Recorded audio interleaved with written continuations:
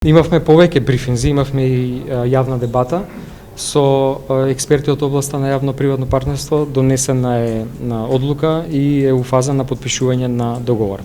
Станува збор за постапка со која што сакаме да го централизираме како увидот, така и наплатата на услугите во областа на стерилизацијата.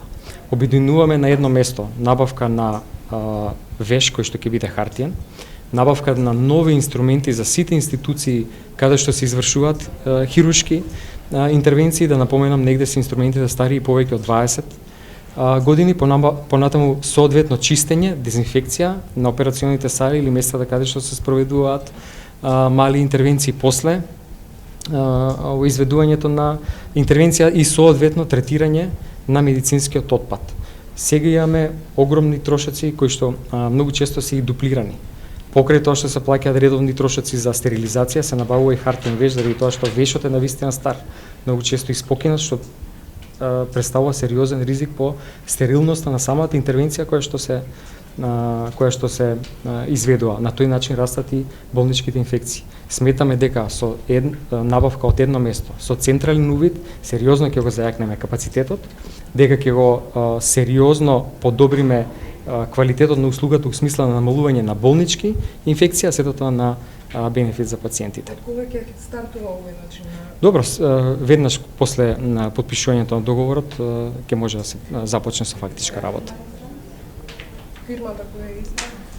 Ја има на електронскиот систем. Физибилити студијата за брзата помош требаше на почеток на август да биде готова, што покажа ќе има ли јавно-приватно партнерство во брзата помош? Физибилити студијата ја разгледавме.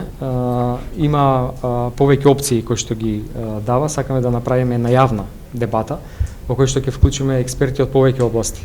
Прво, како што за стерилизацијата направивме од економски аспект гледано, меѓутоа и експерти кои што се даватели практично на тој тип на здравствена услуга. Со службата за брза помош од здравствениот дом Скопје, кој што има една специфика, заедно со на останатите служби за hitna помош од другите јазувано со здравствени домови широм државата. После една таква јавна дебата ќе донесеме дефинитивна одлука. Кои се опциите што ги покажа физибилити студијата, велите има опции?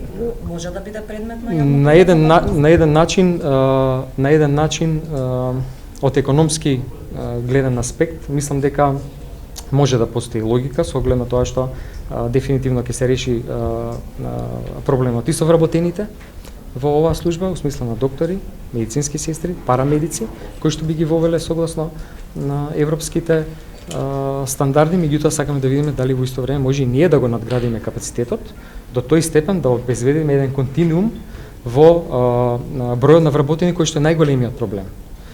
Тоа што веќе го превземавме, за да ние самите го обезбедиме системот за hitna помош, е она мерка за задолжителен стаж на младите лекари од 6 месеци.